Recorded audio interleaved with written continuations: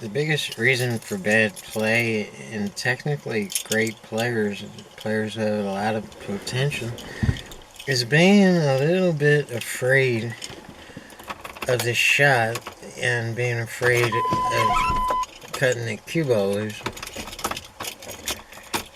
And they're right in this fear, but they kind of overreact to it. And they hold back on their stroke. And it causes havoc. It's like a snowball effect.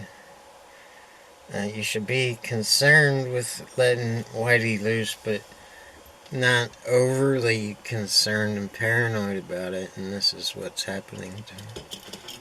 You can actually set up and practice certain shots and put yourself in certain situations and in different mindsets to dial this in. You can actually do this in your spare time. But it's going to take a broad imagination, and Rodney Morris once clued us in on this is exactly how he practices. So if we look at this one ball shot, it's the one ball's slightly off the rail. Now we could put a whole lot of right and hit the rail and spin it off the rail and angle to make that one, but then the cue ball's going to get away from us. So we have to hit this precise and exact in order to get on that two without, cheating the pocket. I got a little bit of a roll there. But this is the mindset I need to play pool, where I'm concerned about things, but not to the point where it's hurting my game. So this is what I recommend you doing if you're an advanced level player that's having trouble reaching the next level.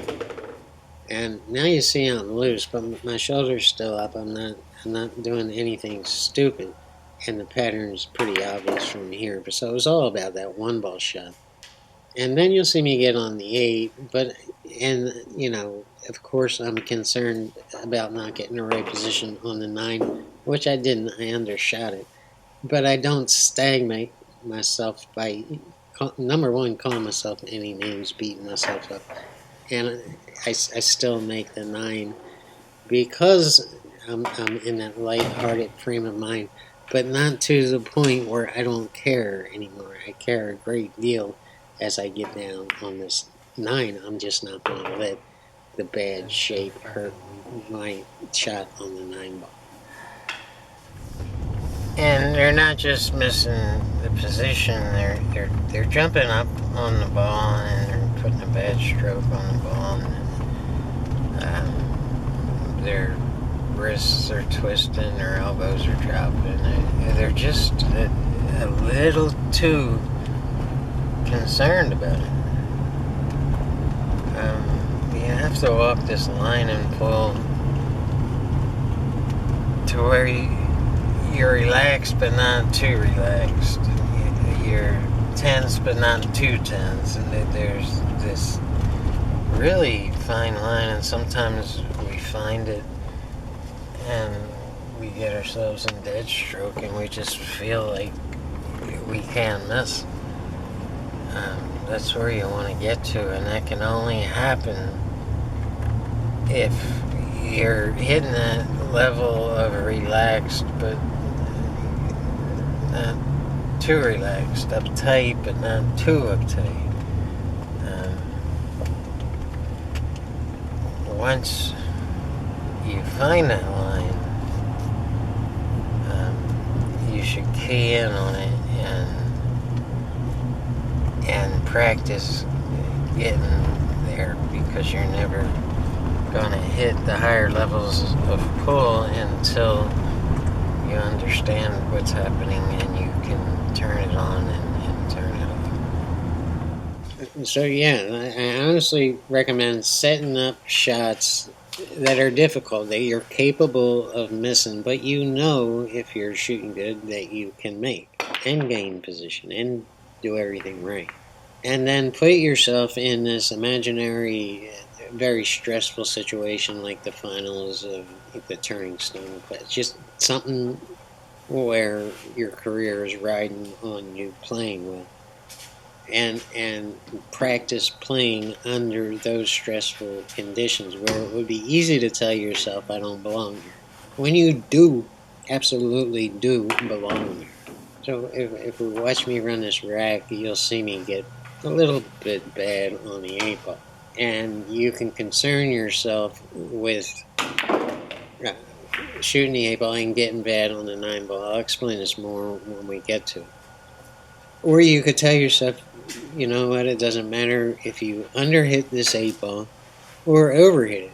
As long as you stay 10 inches above the 9-ball, you can make the 9-ball, you can go back and forth across the table 300 times and you're still going to be right on the 9-ball.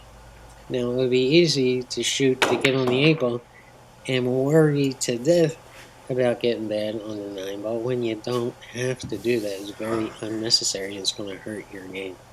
So that was relatively easy out. But now watch what happens when I get on this 8. So I get a really steep cut here. It could be worse, it could be better. Now I could worry about I could see all kinds of terrible things. Or I could just hit the ball and just let the stroke out, and I'm going to be on the 9-ball wherever the cue ball lands. That's the kind of thing you need to tell yourself. If it's true, you don't want to lie to yourself. But you don't want to beat yourself up. You don't want to burden yourself. You don't want to be thinking negative in these times. There's a line there, and you got to find it, and you can practice finding it.